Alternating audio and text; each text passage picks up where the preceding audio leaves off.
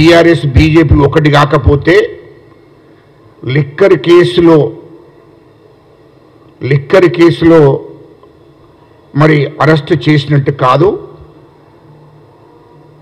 ఆమె దగ్గర ఉన్నటువంటి అనుచర వర్గము, ఆమె దగ్గర ఉన్నటువంటి వాళ్ళే చెప్తున్నారు మరి వేల కోట్ల రూపాయలు ఇతర దేశాలకు వెళ్ళాయి, అక్కడ పెట్టుబడులు పెట్టడం జరిగింది కవిత గారు.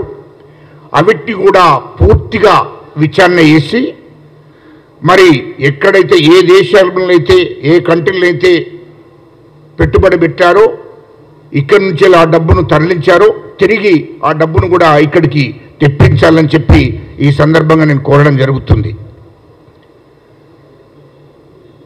ఇయాలో కేసీఆర్ గారు ఆయన ఊహించలేదు, కేసీఆర్, కేటీఆర్, హరీష్ రావు ఊహించలేదు. ప్రజల తీర్పు తర్వాత బీఆర్ఎస్ ఎమ్మెల్యేలు పోతే ఆయన పేరేందో వాడు కౌశిక్ రెడ్డి అనే అతనుకు మరి పూర్తిగా రాజకీయ అవగాహన లేదు.